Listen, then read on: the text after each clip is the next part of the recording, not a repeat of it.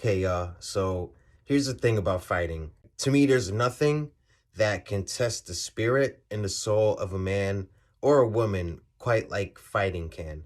Getting in the ring or getting in the octagon in front of hundreds, thousands, or even a room of 10 people, to fight and put it all on the line. There's something very spiritual about it. It tests your ego, it tests your spirit, it tests you as a person and a human being. And yes, there are losses and wins, victories and L's and defeats in every sport.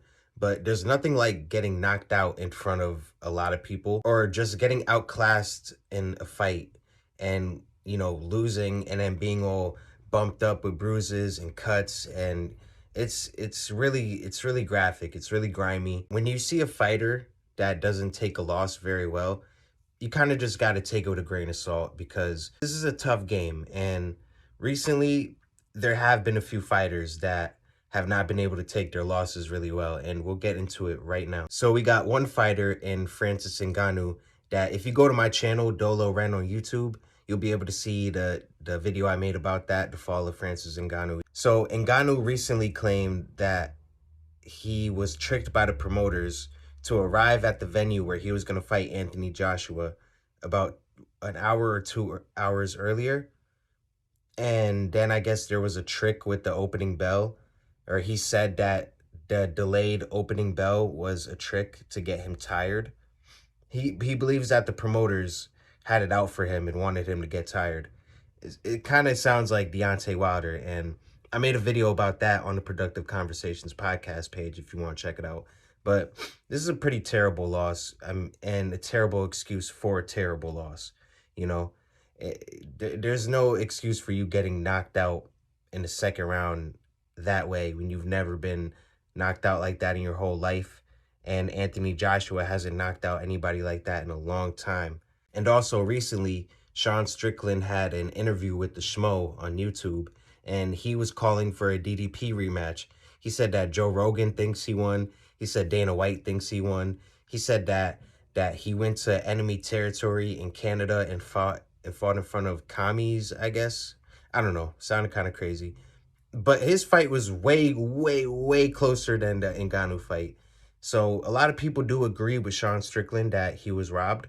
But if you go by the rules of the UFC, and if you see how DDP was able to have that ground control and was able to negate Sean Strickland's game plan with his own game plan, by the rules of the UFC, Sean Strickland lost that fight fair and square. We also have Cheeto Vera coming out after the Sean O'Malley fight. Cheeto Vera has come out and said that Sean O'Malley greased up his body so that the grappling exchanges were nullified, and it made it harder for Cheeto Vera to fight. So he's basically outright saying that Sean O'Malley cheated, akin to how they say that GSP cheated against BJ Penn when his trainer put the Vaseline on his back. That's another horrible excuse because it's like, bro, you got beat like a stepchild for 25 minutes straight. How can you say that Sean O'Malley greased up his body or his hair? What would that have even done? I don't even understand that. That makes no sense. You gotta take your L, bro. Because I lost money on you too. A lot of people lost money on you, bro. And finally, we got Benoit Saint Denis talking about he was dehydrated when he fought Dustin Poirier, and that's how he got knocked out. Now, Dustin Poirier had a pretty witty comeback. I think he posted on his Instagram saying, you got to keep hydrated all the time, and played a clip of him knocking out Saint Denis or something like that. Poirier took it in stride. He took it pretty lighthearted. Saint Denis, you got knocked out, bro. Like, it happens, bro. You're not nowhere near done. You can come back in the rankings and still fight your way to the top and challenge for a belt again. But we don't need that excuse from you, bro. So I guess the thing to take from this is that fighters have huge egos, dedication they give to their sport every single day, the time that they give to their sport, and just, the blood, sweat, and tears that goes into what they do. And, to have a training camp for like 2 or 3 months to just end up getting knocked out or embarrassed in front of a lot of people, it's heart-wrenching. It rips your soul out of you. This fight game is spiritual. and it's a battle every time they go out to fight.